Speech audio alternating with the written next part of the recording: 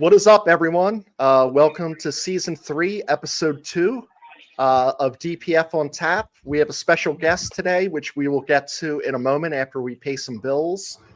So wanted to talk a little bit about what we like to drink. We drink Yards.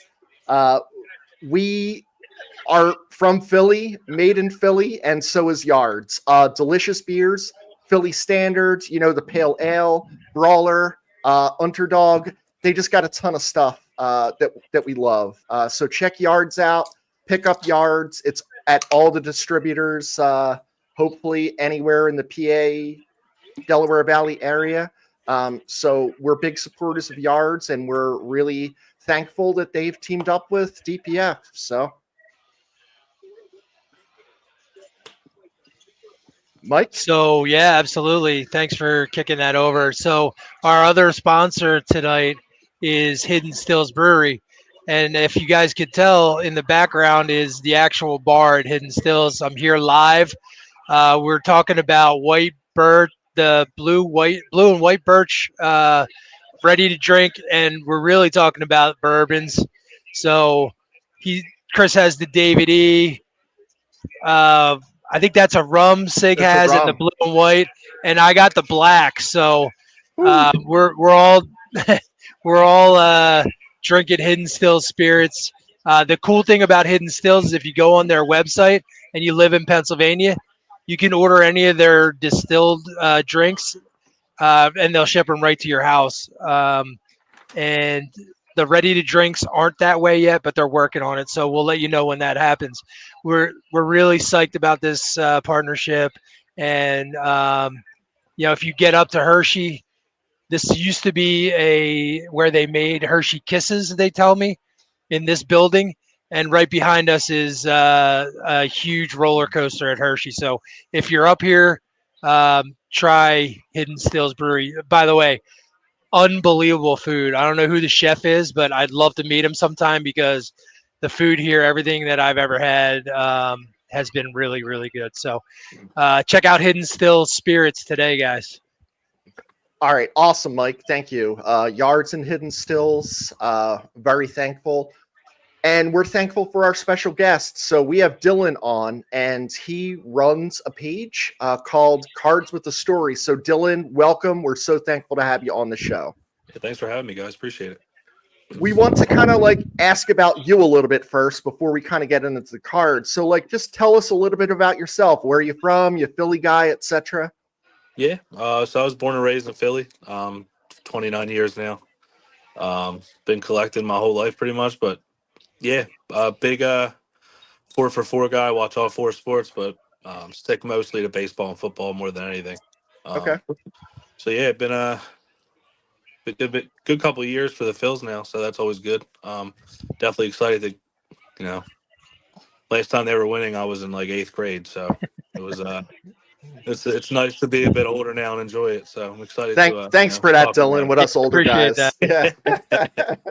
Yeah. Anytime. Especially for me.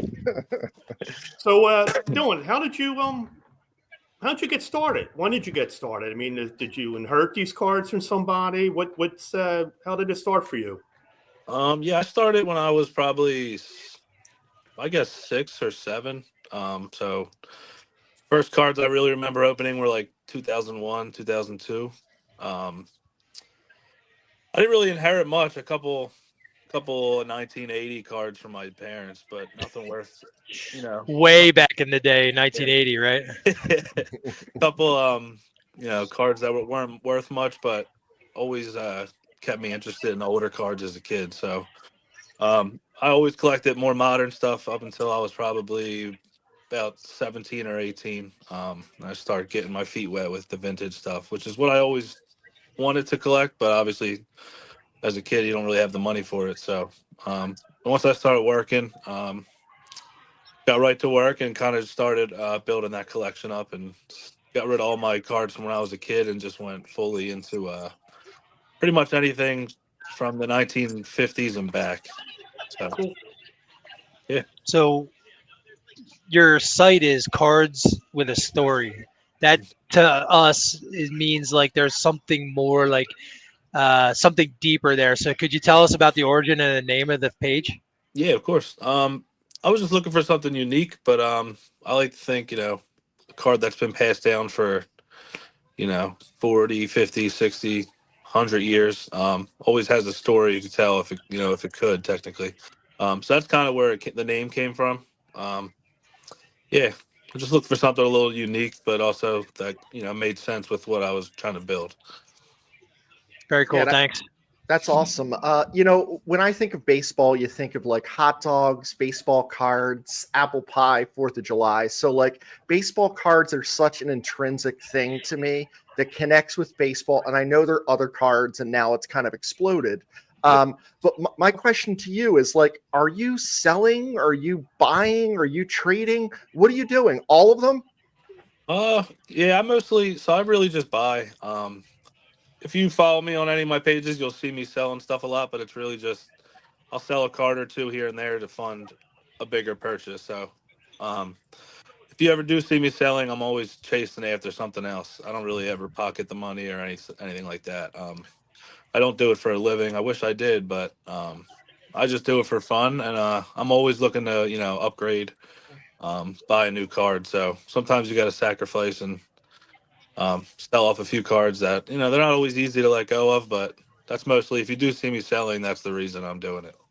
So I was a little late to the game. I saw that Carlton Luzinski There you go. signature set, and I was like, oh man, I wish I would have messaged Dylan before. Beautiful cards, Thank you, man. beautiful signatures, and so that's kind of like what prompted that question. I saw that, I was like, oh my god, these are just awesome. How can you like? I don't know if I could get rid, but now I understand. You're kind of like there's something else. Yeah, there's always something else with me. That's totally cool. Thanks, man. Appreciate that. Yep. Yeah, I saw that with those cards too, and my first thought was, yeah, I'm going to go fucking buy them. But then I was a little late, so I started pricing each one out because now I friggin' want them. I have an addiction; it's my addiction. And I saw you got the Ty Cobb. It's a photo or card or whatever that is. So I guess how do you decide? I mean, all of these players, for the most part, they've been dead before you were even born. Yep. Maybe some were still playing at tail end. I don't know. But how do you decide which card you want? Is it a player? Is it something visual?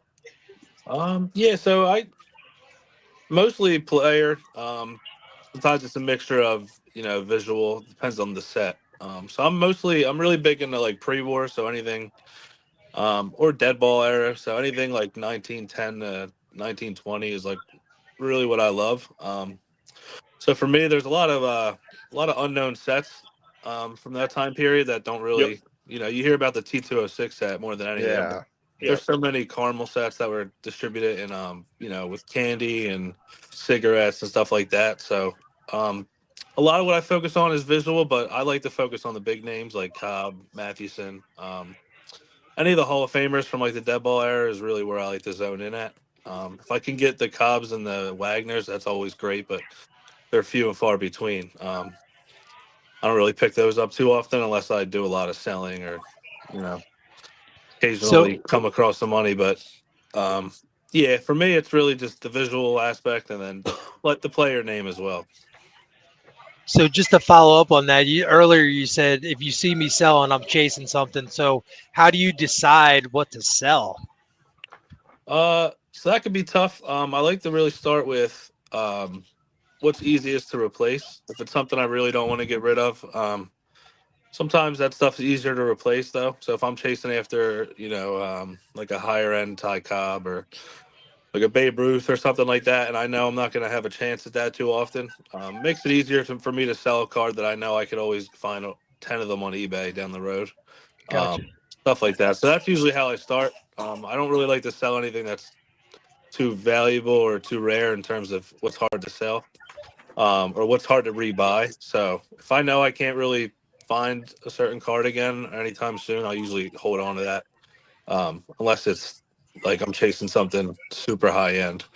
So that's really how I start that process. Makes a lot of sense. Yep. So Dylan, a lot of our guys, we internally and a lot of the DPF fans are card collectors. So like we want to know some tips and tricks. What would you suggest to someone, or what's your buying process? Do you know someone? Is there some kind of inner circle on X and Facebook? Are you doing eBay as it shows? How are you getting these cards? How do you know that there's some hidden gem out there that you're kind of want to attain? What are you doing, and what would you give as a tip or trick for people that just want to kind of like, maybe they have a decent set of cards or group? How do you know what to sell? And plug your site, 'cause I know this, you do this a lot, right? Yeah, for sure. So for me, when I had started all this, online stuff, I didn't know anybody. I kind of just, I stumbled across a couple card accounts on Twitter. That I didn't even know there was really a hobby or like a community for that stuff. Honestly, I stumbled across it on accident a few years ago. Right before COVID hit. I just got the idea. I was bored one day, and I was like, I guess I'll make an account. Meet a couple people that like the same shit I do.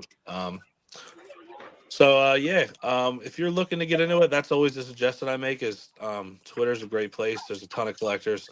Instagram has a ton of collectors as well. But I do a lot of all my buying mostly on eBay. But I do have a lot of friends in the hobby that are, full time. They sell cards for a living. So I made some really good connections, a lot of good friendships over the last couple of years. When I was working for Fanatics, I was able to travel a little bit for work and was able to meet up with a couple buddies from, the West Coast and the Midwest. So definitely build some good connections in terms of, people that could always find me certain cards, that always have a good inventory, that are always willing to work deals. And then eBay's for me like the biggest thing. I'm on eBay every day for probably 2 hours a day, just scouring around, looking around. Even if I'm not looking to buy, I'm always just adding stuff to my watch list, just to keep an eye on for down the road. When I have money to spend, I like to just keep stuff on the watch list. And when I'm in the mood to splurge, I'll kind of just, look at the watch list and pick a card or two that I really like. And that's really how I do it. What's the fluctuations in these pre-war dead ball era cards? Because there's a huge fluctuation in today's cards, right? Like, someone goes out and buys, a Ja Morant card, and they think he's going to be the next big thing, and it's a 1 of 1, and it's valued at X, and they buy it at X, and now it's shit.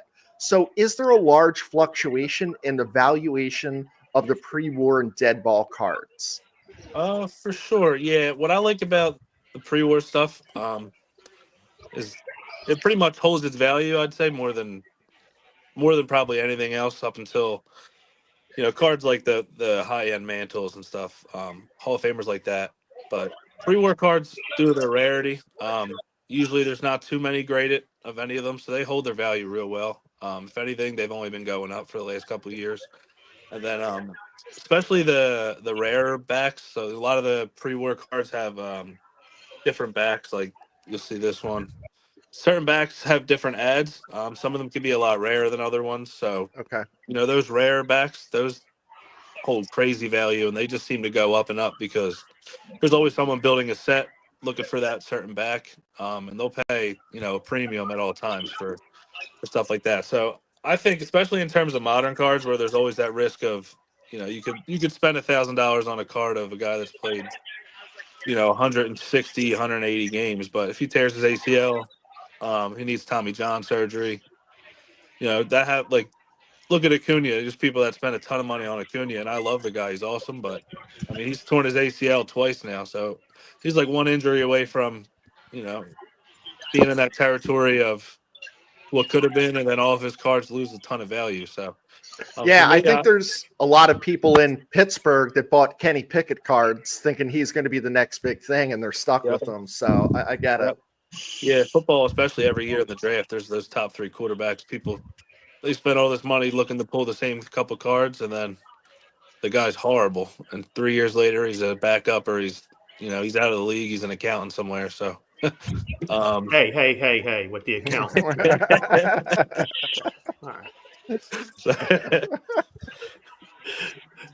So I guess you kind of touched on something there when you mentioned the graded cards. Um, with the industry has its fair share of fraudulent cards out there. So I would think that you would probably lean toward the graded cards, with these older guys because it's safer. Do you buy any ungraded cards at all? Yeah, I buy. So if I'm going to spend any significant money, I'm always going to get it graded. Um, Yeah. just because I like the peace of mind, but also I'm kind of like OCD, so I don't love sending my cards away to get graded because I don't have patience. So I like to buy them graded most of the time. So I'm big on how I display my cards and everything, and I hate when there's a couple graded ones and a couple not graded. Drives me nuts. So I personally always usually buy graded, but especially like I said, the higher end stuff, you always want to cover your ass there. So I always try to make sure I'm not getting scammed or anything like that. Yeah. So Do yeah, you I like think it's any? just. I'm Oops, sorry. sorry. Go ahead. No, you're good. Go ahead. Do you like any grader over the other one? So PSA is always going to get you best value. Yeah. Just because they're the big name in the hobby. I think SGC for vintage, which is a lot of what I do. They're the black slabs if you've ever Yep. seen them. But I love SGC. I think they're outside of PSA and Beckett, they're like the big three. But I'm not a big Beckett guy really. It's too bulky for me. But if I was going to send cards away, it would be PSA and SGC every Be- time. Beckett is good with baseball card. I mean baseballs. Yeah, Sign Beckett's. autographs on baseballs. They encase them. They're really nice. They do a good job. Yeah, they Um, do. So I like Beckett for the baseballs. I had just spent a lot to get Ranger Suarez's autograph ball encased, and then he I shit love the that. bed right after that. So y'all can blame me. So Dylan, I want to ask the question as far as like, I just want to run you through a scenario and tell me like, do you actually do this? Does this happen? You identify some card, it's ungraded, you're unsure, you're wobbling on it, but like it's the only one you've seen. Would you pay to then have this graded before you buy it? Because you're saving money on possibly losing a lot of money. Or would you ask them to grade it and then you would buy it after it's graded? Has this ever happened? Is that a thing? I've seen that situation come up a couple times. I've also seen people make agreements where someone has a raw card, and they're saying I'm pretty confident it's authentic, but I'm not sure. So what they'll do is they'll give you like a money back guarantee. Okay. I've had buddies do deals where the cards come back as fake and the seller sent the money back in full. So, I mean, if you're dealing with someone trustworthy, I think it's always worth that option. Yep. Unfortunately, in the hobby, there's a lot of, people know that it's a good hobby to take advantage of certain people. A lot of people are always getting scammed, especially people that are newer. So I always tell people, make sure you know who you're dealing with. But if you trust the seller and he has a good reputation, I wouldn't put it past anyone to say, hey, either if you can send it away to get graded, it comes back authentic, I'll buy it, or put something in writing where if I buy it, send it away, it comes back as fake, I'll get my full money back. So Yep. I mean, I've seen a couple times in the hobby where people have made pretty much the same exact deal as you described. Okay. So a little while back, you were talking about hitting eBay for a couple hours every day and making your watch list. Is there something you're chasing real hard right now? I was until I closed the deal for Honus Wagner. It's a card, but it's technically like a photo. It's like an 8x10. So it's from the Sporting News magazine from 1909 to 1913. They did like oversized supplement photos. So that was something I was really into. I chased after that for the last couple weeks. Fortunately, I'm pretty good friends with the seller. I talk to him frequently, so he held it for me until I was able to, collect the funds and put that deal together. So up until today or last night, I was chasing that, but now I'm tapped out for a little while. So we're gonna ask like, what's the next Holy Grail? Because I know you know. Funny thing is I don't know because I'm all over the place. People make fun of me all the time because I collect one thing and then I don't want to say I get tired of it in a way. Sometimes I'll collect autograph cards for a while, and then I'll back out. I'll go after something else. So right now, I'd say the next thing I'm looking for is honestly would love an Eddie Plank card. That's like one player I've never had a card of. Okay. So I've been doing a lot of looking at his cards lately. He doesn't have a ton of options out there, so it's kind of tough to pick the right card. I don't like to. I've gotten to a point now where I've become kind of really picky with the card I buy, in terms of how it looks. So I've been looking for the right one of those. So hopefully that'll be the next big card I spend money on. Okay. Cool. It's weird because we get picky with beers and bourbon, so we get it. Yeah. No wrong with that. So, do you have? Is this like? Is there an end game for you? Is this your retirement plan, or do you see yourself doing this 10, 20 years from now? When after the kids are out of the house or whatever. What's your goal with this? Do you have one? Honestly, in a perfect world, I'll do this until I'm gone. I don't really ever have a. I would love to pass this down to my son, or right now I have a son. I would plan to have at least one more. So I would love to pass this stuff on to my kids one day, whether they're into collecting. That's the dream scenario. Is I can, hopefully raise my kids to love collecting like I do. But can't force it on them. So if they don't like collecting, they can cash in on it one day, if that's what they want to do, or they can keep it. But I would love to, hopefully raise my kids to start collecting with me, teach them the history of the game, but also, get them into collecting modern cards as well. That's how it all starts, is, ripping packs open. So, yeah, I would love to pass this on to my son one day. Hopefully he's interested. And if not, like I said, he hopefully has a nice stash to, cash in on one day. So Cool. So wanting to do it for that long is interesting to me. But what I really want to know is, has anybody, like an athlete or a celebrity or anything, caught on to your collection and like took interest and wanted to come and see it or anything like that? I haven't had anyone famous or anything ever offer. I wish they would offer to come over. But I've had a couple ball players follow me on Twitter. Couple George Lopez from Yeah. the Lopez Show. I don't know Yeah. why. Yeah. He found my Twitter one day, but no one's ever. What about Matt Strom? Like, he's a known card addict. No, I've Matt Strom. tried. I've tried, man. I would love to connect with him. He has a channel that he's a big card collector that you mentioned. So he has that Card Life channel. Card Life, Yeah. yep. So I've tried with them a couple times, but haven't gotten anywhere. But I would love to, definitely would love to connect with him if possible one day. That's very cool. So, what is your favorite item?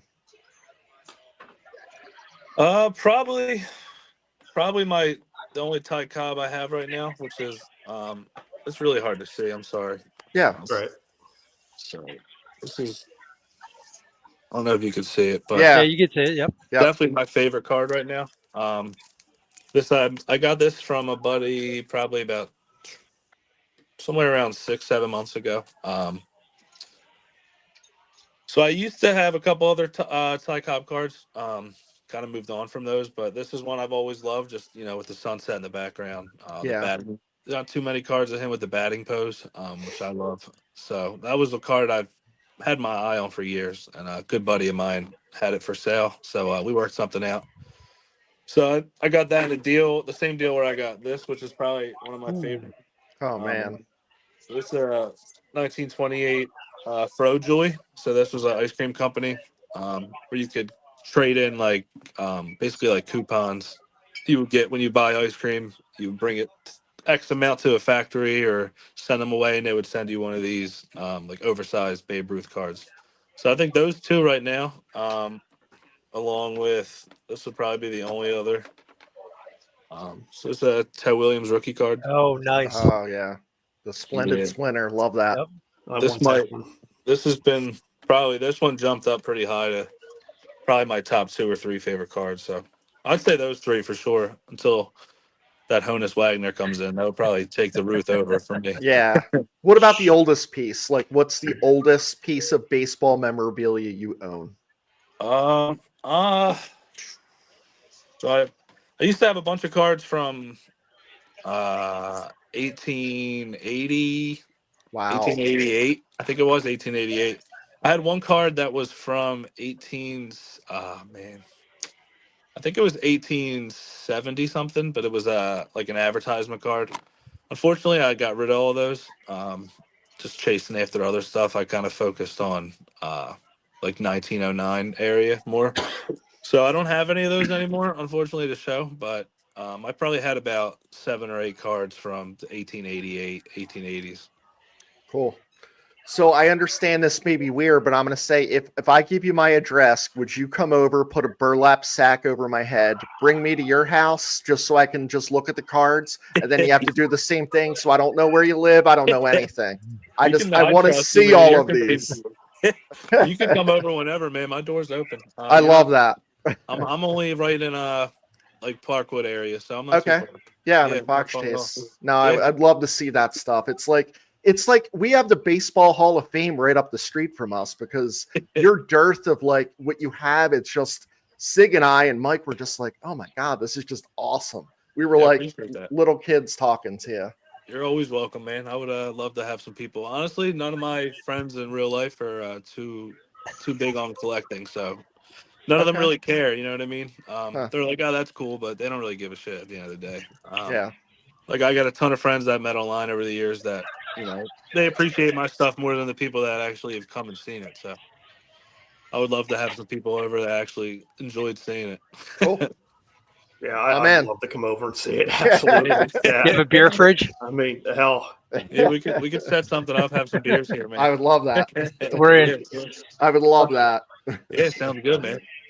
So you don't, aside from the stuff that I see in your cases and all, you don't do any modern cards, anything like that at all.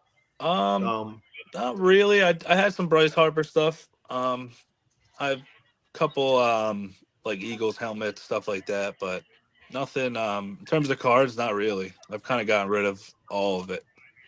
How much do you have that's not in your cases? Binders, things like that, or boxes or whatever.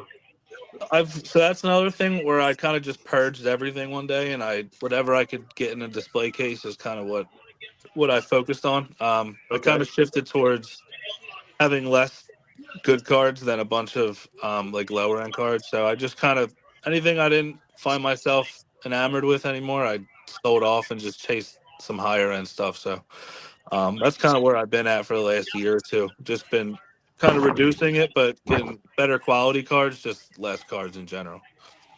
I probably have fun just picking through your lower quality cards. I keep a cigar box full of like raw vintage Philly, like a vintage Philly cards from like the 50s, 60s. Just to flick. Man. People come over, you guys can flick through them one day if you want. I got a whole couple stacks of them that I would love. I keep them in a cigar box just for people to flick through when they're over. But like I said, no one really cares. So. Oh my God! Yeah. You got a couple of viewer comments I want to go through real quick. First of all, Harry had the first fuck the Mets. Thank you, Harry. Also, Harry, he said his brother has our collection. He has cards back from the 70s. I'll show this one real quick. I agree with you, Scott. And then Scott also said, and maybe you can translate this for us, Dylan. My son is on TikTok as a card breaker. Started a very lucrative business and moved down to Florida. Can you educate me at least on what a card breaker is? Yeah. So that's become like the big thing in the hobby. So what you do is you buy like a case of cards. You put a thing out saying I'm gonna rip these online. Say $15 a team. So first come, first serve. So you're looking for, if you're a Phillies fan or there's a hot prospect, or a lot of people buy the Dodgers because of Ohtani. So basically, you buy a team slot, and then whatever cards get pulled from that pack from that team go to that person. And then usually they'll hold off until all 30 teams are sold, and then they'll break the box open, and then Very they'll hold cool. the stack for you for a month or so, and they'll ship it all at once, or you can get it shipped right away, whatever you really prefer. So it's not really That's for me, but it's a form of gambling. I mean, it's a good way to. It's probably fun if you're into modern. I'm not really into modern, but it's a form of gambling. Really, it's fun though. So, Dylan, like when people do this, do you think there's different prices for different teams because of what's in there? Like that Paul Skeens card still hasn't been found. So if Yeah. someone's doing a box break here, like it's got to be like you'd have to charge more for the Pirates, Yeah, right? that I should know, but I haven't really done any breaks in probably 5 years now. Okay. I would imagine certain teams do cost more. I'm pretty sure that's the case. I know like certain products, so depending on how much the product is going to cost more for a slot than like a lower end product. But I'm pretty sure like a Dodger slot should rightfully cost more than most teams, or like a Pirate spot, which never thought you would say that, but with a guy like Skeens being out there as the hot chase, I would imagine that spot would cost a little more than the Blue Jays or a team like that. Yeah, and there was this I guess social media presence called Zoo with Roy. This guy wanted to go to the zoo with Roy Halladay. I remember I that. think Sig, Mike, and I are going to come over and we're going to just bring a case of cards because you haven't opened up packs in a while. I want to open up packs with Dylan, and it's going to be I'm a down. new thing. Packs down, with dude. cards with a story. I'm down. Bring some beer, dude. I would love to do that. Yeah. I Absolutely. love that, concept of opening the cards. And now, like, yeah, it's like, I still like, I'm like, oh, I got Harper or Nola, or, I've been opening Allen and Ginter ones because I do like that pre-war Allen and Ginter. they look so cool, right? Yep. So that's kind of what I've been recently on. Yeah, I would love to. One day we'll set something up if you guys are down. We could set Cool. something for sure. Cool. You were talking about some teams might be at a premium. I think Scott needs to just buy 2 of everything that he buys from Drunk Phil's fans since his fiance took Chris's hoodie that he's wearing. I got one more question for you, and then we can move on. Steve Mold is a huge DPFer, great friend. He wants to know, do you get excited when new cards come out, or do you just prefer finding the older, rarer cards? Yeah, I just like the older stuff. I don't put too much. I mean, I always see the newer stuff because I'm online. Everyone has all their cards online, so I see all the new products. Some of it's cool, some of it's not for me. But I love just hitting eBay up or hitting up Google and just finding the rare stuff, the stuff I never heard of, stuff you don't see too often. So that's really, I'm usually looking for new stuff I've never seen. If I'm out there looking. Cool. Thank you. Yeah. So, sure. Dylan, we're going to transition more to like Phillies talk. We want you to stay on as long as you can. So, we're glad to have you stay. Thank you for all of that chat. We're excited. I'm glad that I invited myself. It worked out well. I know you've definitely said like, come over, check it out, but no, it's Sure. been awesome. So excited. So moving into like more of the baseball talk, I want to like talk about what I'm drinking right now. So right now I have a David E. Old Fashioned, and I'm not going to make it on here for everyone, but I want to talk a little bit about the ingredients. So I have a clove syrup that's non-GMO, fair trade, BPA. It's come from Madagascar, which has the best cloves. So this is what I put in there. The next is I have these cherries. So these cherries are actually eaten by a Brazilian poison dart frog. Once they excrete the pit, they then grow this new cherry tree, and that's where these are from. Are you guys getting where I'm going here? Yes, I am. This is a maple syrup that's actually from Senegal. There's army ants that chew the maple tree and then they regurgitate. It's like their saliva becomes a honey. That goes into this here. This ice cube is from an Antarctic glacier. It's never seen the light of day. So this is the first time it's seen it. What the fuck is Bryce Harper doing? Like, Dude, what? He's legit I think he has lack of sleep from all the kids he has, and then he gets a hair up his ass on TikTok or something, and then he goes and designs these drinks and food and all kinds of stuff that he's putting on there. I He am looks like, horrible. yeah, He looks like He shit. looks horrible. I am like, you know what? I don't really use TikTok. We've tried it. Like we're 50. We're not fucking doing TikTok. What the fuck do I know about TikTok? I put some shit on there, but like I hope it goes away. Just because I don't want Bryce to do this stuff. I don't want him to be on Instagram. I don't want him to have access to social media. It's worrying me. He might, Nonetheless, he might have gone in the tent with Aaron Rodgers. You never know. he could have had some ayahuasca and done, some, special herbs. Mm-hmm. Possibly. It's so crazy. I wanted to talk transitioning. I want to talk about spring training and what I'm excited about, or what we should be excited about. So we do a lot of research for the podcast. I looked through the entire baseball rule book today, and there was nothing against a double A or a single A player making the Phillies team. So, like, who do I want to see? I want to see Crawford. I want to see Aiden Miller. Why can't we, the Phillies, it's possible, right? That someone could be that next guy, that he skips some of these things that he needs to do and comes and makes an impression on the Phillies. So, like, when I go down there, like, yeah, I want to go to the bars and breweries and rum runners at Frenchie's, but like, I'm excited to see Miller and Crawford.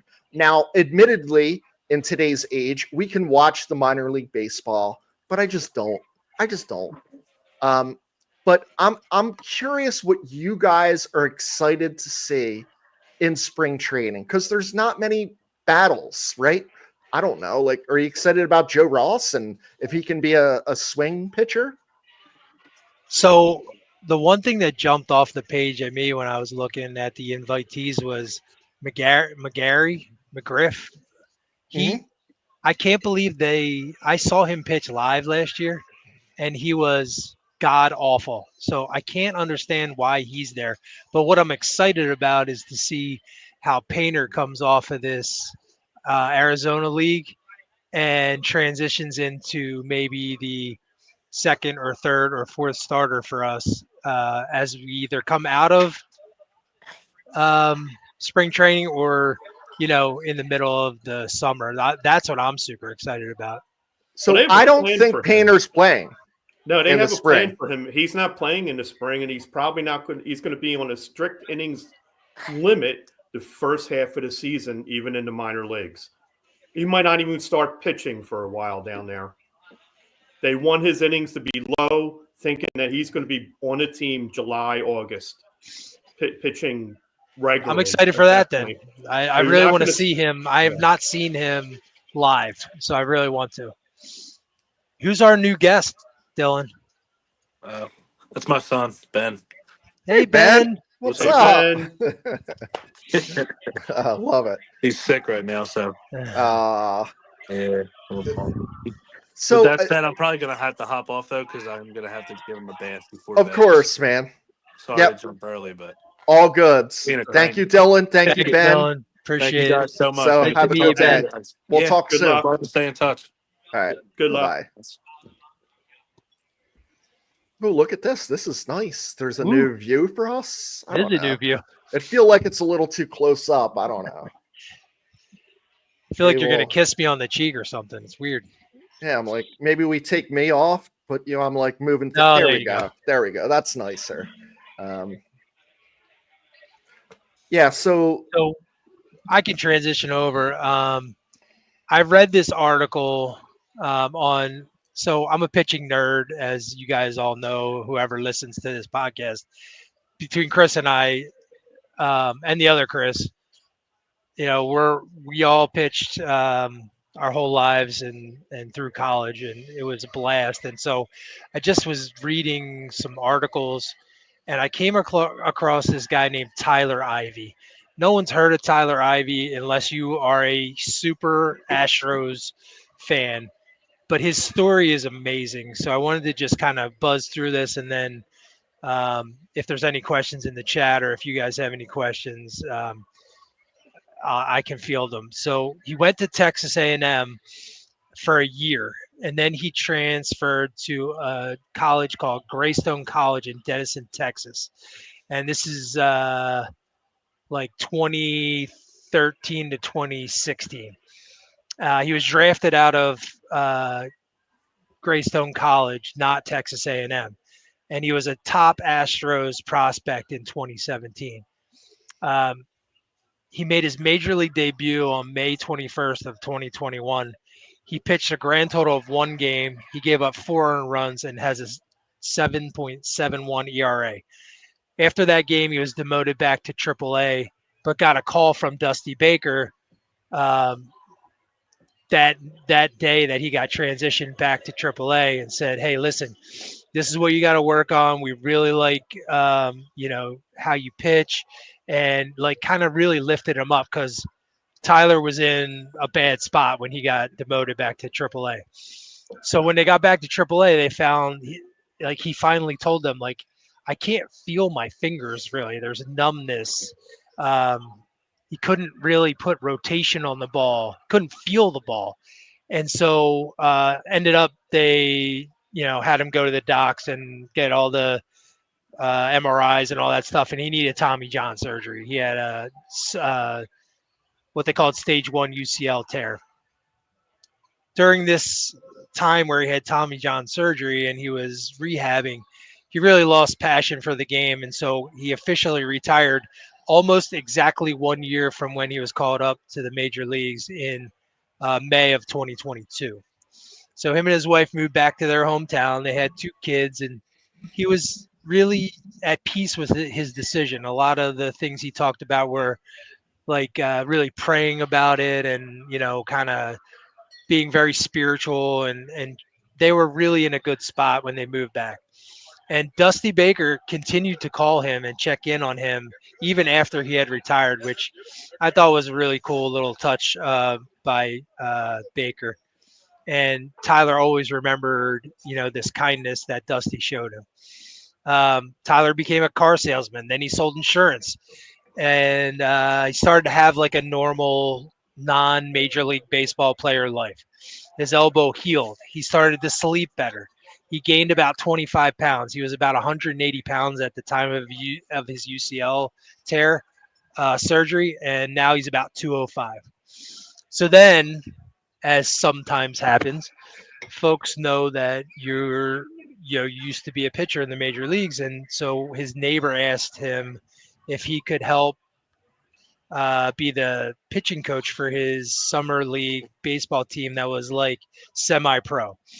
And Tyler says, this kind of gave him a different perspective on baseball, and he started to fall in love with the game again.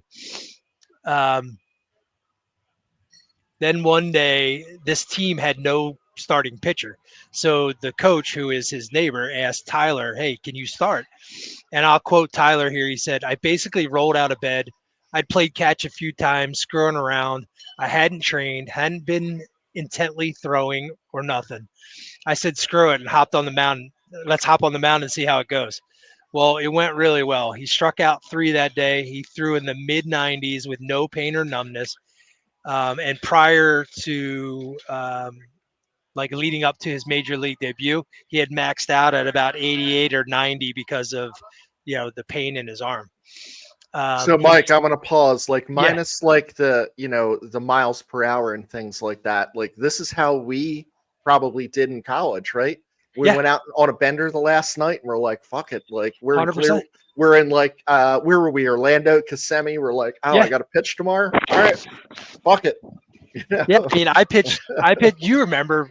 I think you were still on the squad then.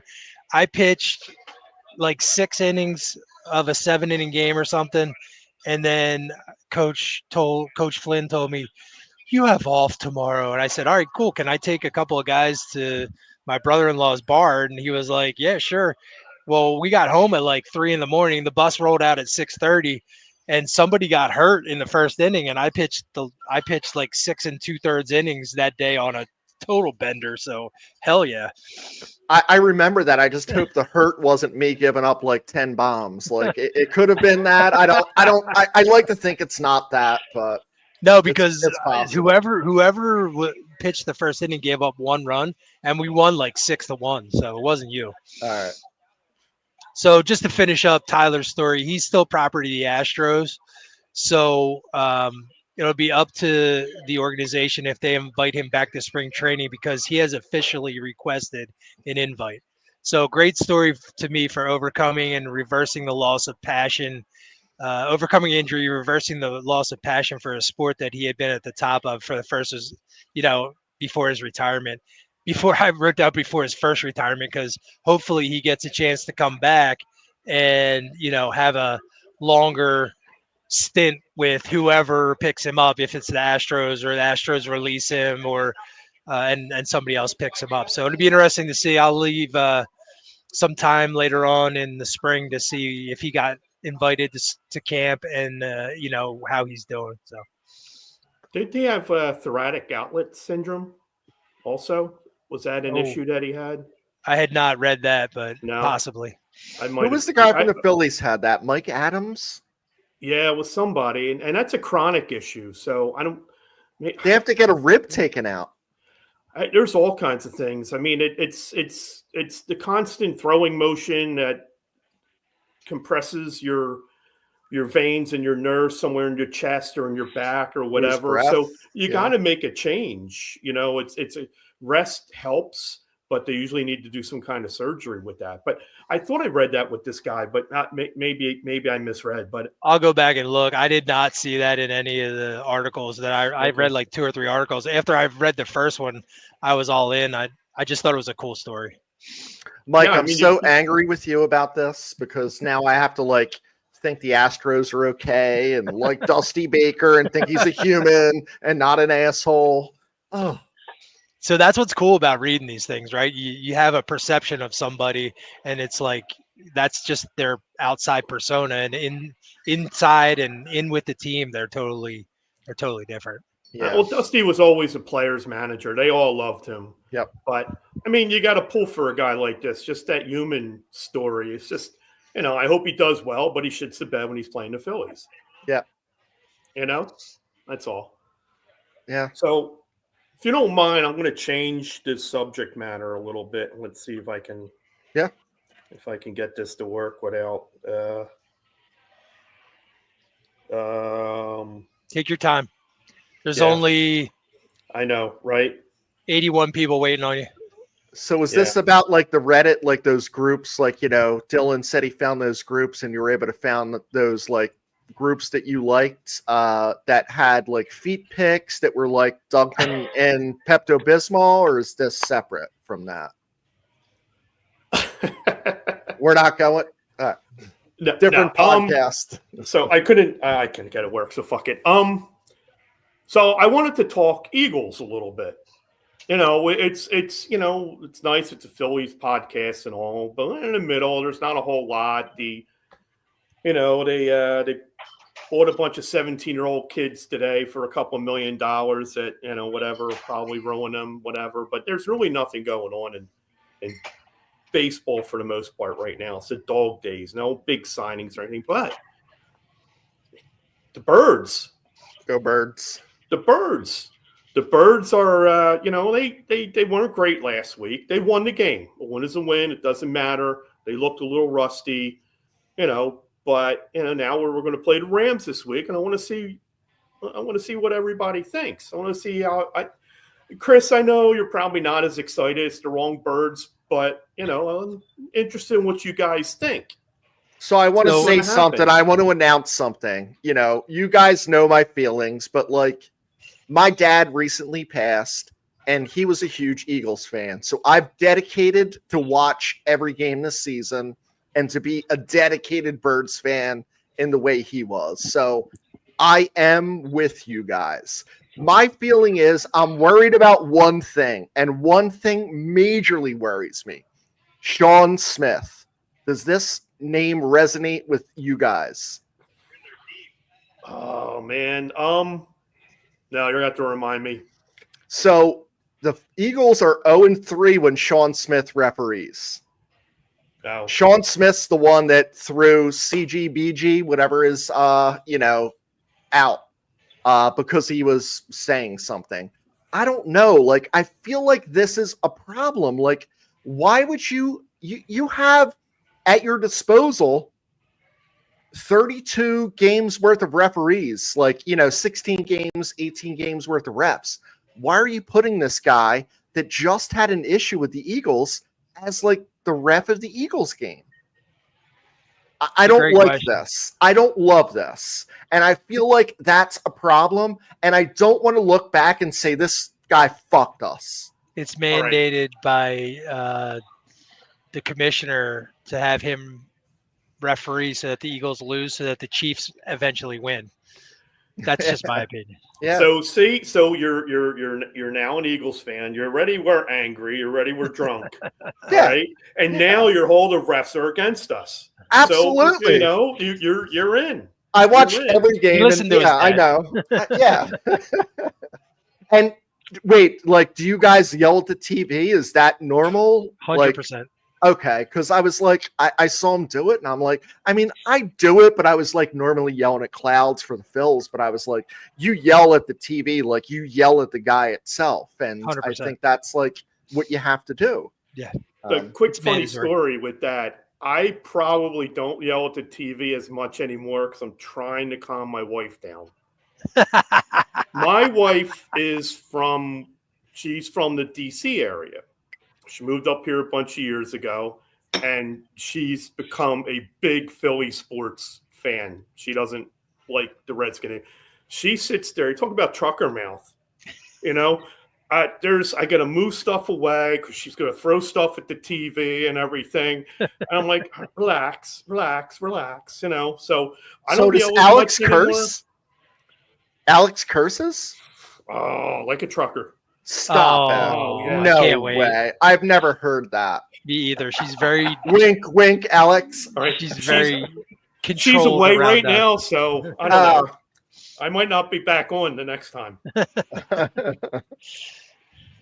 How do you feel, Cool. Mike? What do you think this week? So I'm a little bit disturbed with first Brandon Graham and now Jacoby Dean. Yep.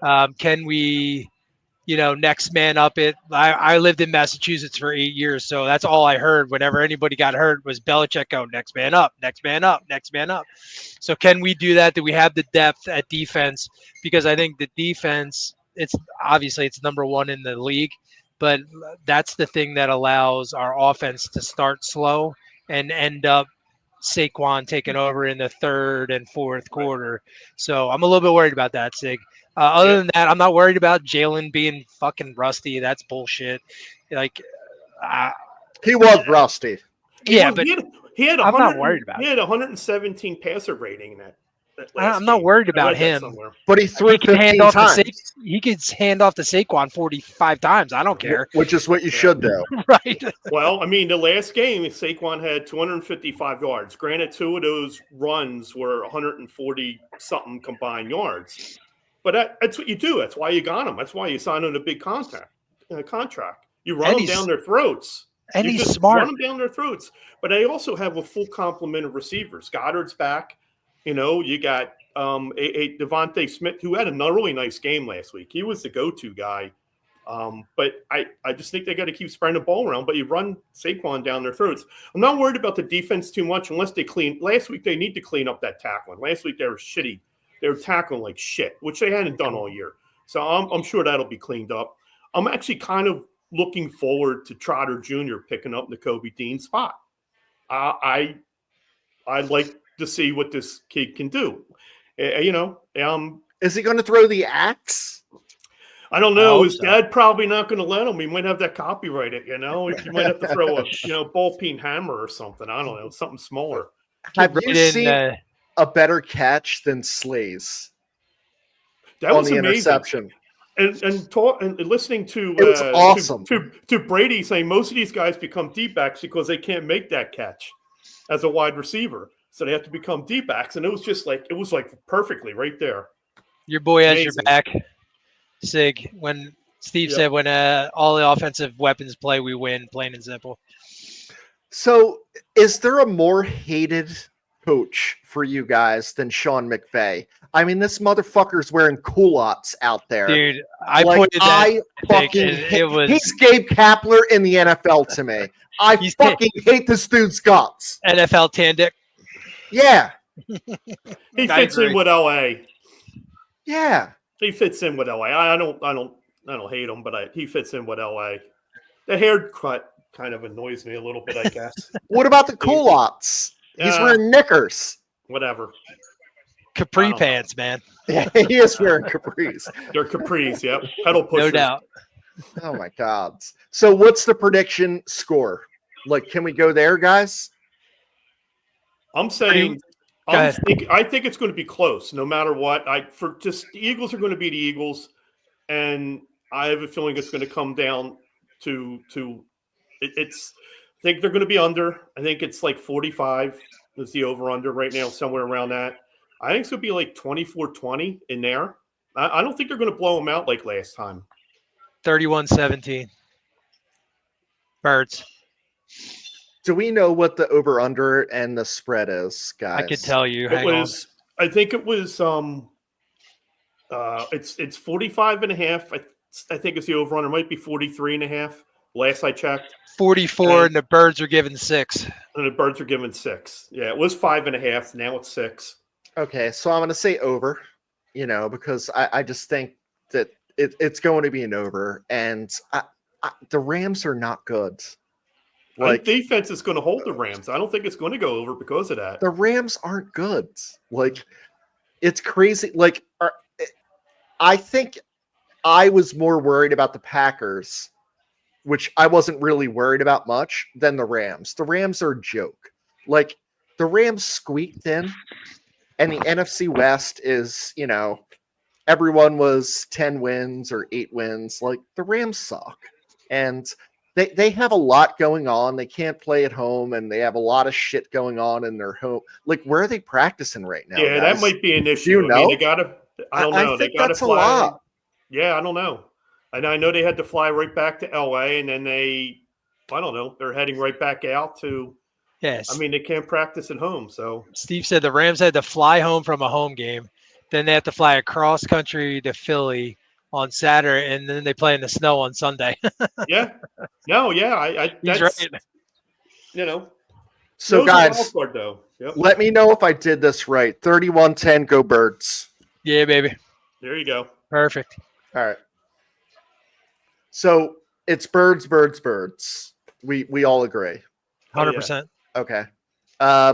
So we're kind of coming up on that hour, and there is the Hall of Fame vote. So while we have some other important things that we have other podcasts for, the Hall of Fame's timely. So here's one of the things I kind of want to talk about. Is Ichiro 100% vote? Because he's 100% right now, and there's roughly 40% of the vote in. Is he 100%? That's one thing. I say yes. Do you let CC Sabathia in, who has similar numbers, similar political or racial views as Kurt Schilling? There's no difference about, like, this guy wrote a book, CC Sabathia, and it was a racist tirade. Honestly. So that's 2 questions, right? Didn't do that. Yeah. So, and I want you guys to comment. And so I'm voting Ichiro in, and I'm not voting anyone else in this year. How many? I'm not giving any votes to anyone. How many players have had 100%? One. I say he does not get 100%. That's my first prediction. He'll be in the high 90s, but he won't get 100%. That's just because that's how writers are. They go with the back history, and no one's ever gotten 100% until like 2 or 3 years ago. Well, Mike, we're Philly guys. Mariano Like, Rivera. Yeah. Mariano Sig and I Rivera, were talking about that. Like, would you guys be able to vote for Billy Wagner or Beltran? Beltran, no. He cheated. Yeah. I don't care. I was a huge Carlos Beltran fan. When we were when I was in fantasy baseball, I wanted him on my he has incredible numbers. He has great numbers. He's an incredible playoff guy, but he cheated. You're not letting Bonds in. You're not letting A-Rod in, who's on this ballot. You're not letting the McGuires in. So, Sig, that's a great point. Like, and you and I talked about this. Does playoffs matter in Hall of Fame voting? I think rings matter. But what? It's regular season numbers, right? Because they don't count. If you hit 500 home runs and 20 in the playoffs, you're still at 500 home runs. I get it, but when these writers are thinking about it, they take the numbers and then they say, oh, how many Gold Gloves does he have? How many Silver Sluggers does he have? How many of this does he have? How many rings do they have? Regular season hardware matters. I agree. I think. Yeah. I guess playoffs, no.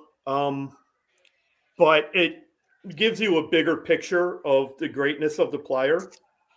You know, if they have that regular season hardware, and let's just say they shit the bed every year in the playoffs, you know, like Mike said, some writer might have a bug up his ass and just, I don't know. Maybe not. So in today's day and age, like I think that there's a lot of like, well, this second baseman's in, so this one should be, and this guy's from 1922. Guys, like, I want to ask you a very pointed question. What's a number for an offensive stat or a pitching stat that's a no-brainer? You attain this attainable number and you're in. I don't care, how many losses you had, what your batting average is, but if you hit this, if you pitch this, you're in. It's an automatic. It could be years, it could be a number. What is it for you? It's a great question. Yeah, I still think all the magic plateaus that players strive for is the magic number. The 3,000 strikeouts, the 300 wins, the 500 home runs. 3,000 hits. Yeah, I think that 300 wins, though, Sig, that's never happening again. It isn't. It isn't. It's never happening again. It isn't. Because the other part of that I like to see is longevity. It not just, all right, he was the best player in the world for a 5-year period. Well, okay. I mean, it sucks, but I want to see at least 10, 15 years in there. You're doing that almost year after year. Yeah, you have an injury here and there. Maybe it cuts your time down. But I like longevity, consistency, and hardware or hitting those plateaus. 7 Mike? Cy Youngs, 18 one-hitters, 29 two-hitters. That's pretty good. That's Nolan Ryan. No one's ever going to get 7 no-hitters. Never. They take them out in the 5th or the 6th inning now. So. Yep. Yeah. I guess you're going to have to rewrite some of those to get some of these guys in. But yeah, looking at that list, I'm only looking at like 2 or 3 guys myself, and that's why I think Ichiro will get 100% because there's fucking no one else that I'm going to throw my vote at it. Someone's going to put Jimmy or Chase. They might, but yeah. I don't know. I think that pitching is one of the things that is devalued. Because I wonder in today's day and age, we're looking at someone like Andy Pettitte or Felix Hernandez or Cole Hamels. They shouldn't get in if you're matching them up against Christy Mathewson, Gaylord Perry, right. Phil Niekro. They're not getting in. We've said this a bunch of times. It's the Hall of Pretty Good, right? Or Very Good. It's not the Hall of Fame anymore. But, do they deserve to be considered? I don't know. Maybe. Felix, for that certain period, he was the guy. Yeah, Andy he was Pettitte, a monster. It was more of a longer period where he was just really good. Right. Cole, it was more of like the Felix. He was really good for a short period of time. It's funny you brought up Andy Pettitte. You look at Andy Pettitte's numbers and put him next to Mark Burley and then put them next to CeCe Sabathia. there's almost some identical numbers across the board. Yeah, For those absolutely. guys, you know, Except we're for all around- K's. except for K's. Yep. So, I mean, they seem a little hung up on war now, but you know, we talked about this. That's kind of can be skewed also. Well, Sig, talk about that. Like, we were texting back and forth about this, and Mike Trout last year, his WAR was like what, 1.1? The dude hit 220. Yep. The fuck is WAR? This dude hit 220. And he played half the season only. Yeah. And I was like, his WAR is 1.1. I was like, that's like Exhibit A that WAR is absolute bullshit. Yeah. Do we know play guys? Go ahead. Because I totally agree with this. The peers should be voting, not the writers, because they do shit out of spite, which is exactly what I was talking about. Somebody's going to pick Jimmy or Chase or whoever on the rest of that ballot because Ichiro didn't sign his kid's card or something like that. You know what I mean? Like, and Wally's right, because we're not voting for a Met ever. I mean, Dugan would vote for Alonso. Well, that's true. Dugan's hung up on that Alonso deal. Is it true that he's at home going through all his Alonso cards tonight? I think so. That's what he was saying. Them out. Yeah. Well, he's hoping that Dylan will like make a trade. Like he's like, I got like 50 Alonso cards for this T206 Honus. Yeah. That's him. I love that. Guys, I think, you know, we went pretty long here, but we're only going like every other week, 2 weeks for the off season. What's your final thoughts? So whoever wants to go first, and I'll give mine. Go ahead, Sig. My final thoughts. Right now I'm all friggin' Eagles, so I can't even think baseball right now. If something happens, great, but I'm just go Birds. That's my final thought. So being live at Hidden Stills today has been awesome, guys. Like, remember, if you're in Pennsylvania, you can get bourbon, gin, tequila, vodka delivered straight to your house. If you live in Pennsylvania, you got to come around here at the Hidden Stills area to get the ready to drink drinks right now, but we're working on, and they're working on getting them towards our area. I will say, just remember we have our sales going on with the Colorectal Cancer Alliance. If you buy the shirts or the hoodies, 100% of the proceeds will go to CCA.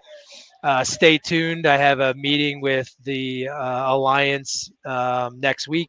So stay tuned. Next time I might have some more details around a walk we might be able to participate in. So super excited to be here live at Hidden Stills. The staff here is amazing. The food is amazing. And the drinks are delicious.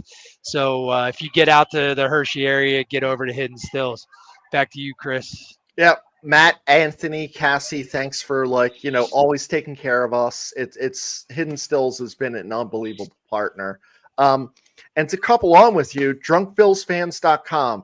So we were gifted a Kyle Schwarber signed baseball. If you buy any of the DPF gear through 131, we're going to put your name in a hat. So let's say you buy 5 pieces, your name goes in the hat 5 times. You're getting that ball. It's in, a nice case. So thanks, Mike, for that plug. And additionally, we have some Colorectal Cancer Alliance items that we're 100% we're donating. So if you buy those, you're still entered into the group for that. So I think please take advantage of that. We want to donate as much as we can. We're big on that. Obviously, it's close to our hearts. So with the Birds, guys, I want to be able to experience what it's like to be in a hometown and watch the game. So take me out this weekend. Show me what it's like. Come over here. I want to be that. I want to feel that. I don't have that. and I think that it's been awesome. And I think there's a real chance. And fuck the Lions, fuck the Rams, and on the other side, like fuck the Chiefs. I don't know who you guys want to play. Fuck the Chiefs or the Ravens. I think that's what's going to happen. And I'm excited to talk next week. Dylan, thank you for coming on. And as always, fuck the Mets. Fuck the Mets. Fuck Joe Carter. Ruined my childhood. Can I say fuck Jimmy Carter? Sure. Oh, you can say fuck anybody. It doesn't Jesus matter. Christ, yeah.